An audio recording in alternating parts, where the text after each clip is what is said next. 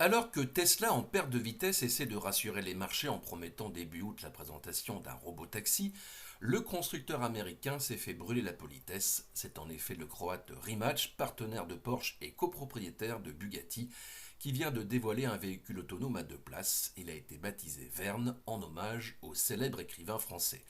Et il faut bien le dire, c'est de l'innovation de bout en bout. Le véhicule, qui est bien sûr électrique, a été conçu autour d'une nouvelle plateforme pensée pour la conduite autonome et mettant l'accent sur la sécurité et le confort. À l'avant, il n'y a pas de volant, pas de pédale, juste un écran de 43 pouces pour se divertir et avoir le détail de l'itinéraire.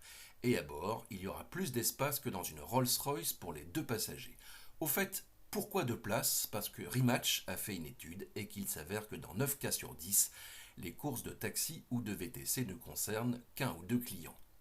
On notera que la berline autonome fait aussi l'impasse sur les essuie-glaces et sur les rétroviseurs.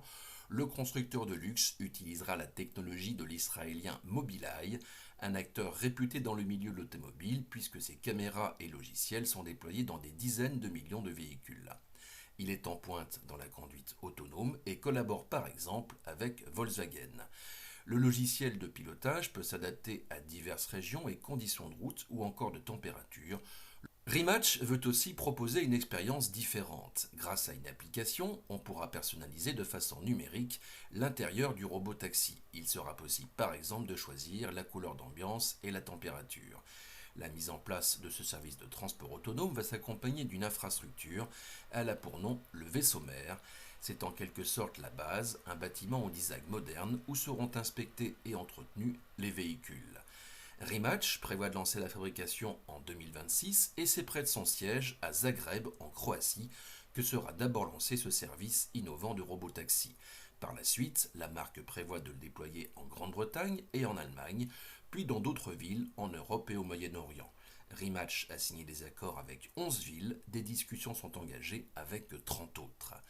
Le service Verne se veut un complément du transport public, il peut aussi encourager les citadins à se passer de leur voiture particulière.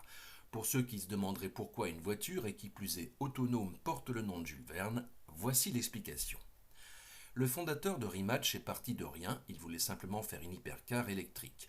Aujourd'hui, sa technologie de batterie et de moteurs électriques se retrouve chez BMW, Porsche et Bugatti, et à Zagreb, la marque a un campus qui est tourné vers le futur. Jules Verne est le symbole des défis qu'on peut relever. Il avait imaginé qu'on pouvait aller sur la Lune ou encore descendre à 20 000 lieues sous les mers, alors pourquoi pas une voiture sans chauffeur? Pour l'anecdote, il existe une concession Peugeot qui porte le nom de Jules Verne à Nantes, sa ville d'origine, mais c'est finalement un entrepreneur croate qui rend le mieux hommage à cet écrivain visionnaire.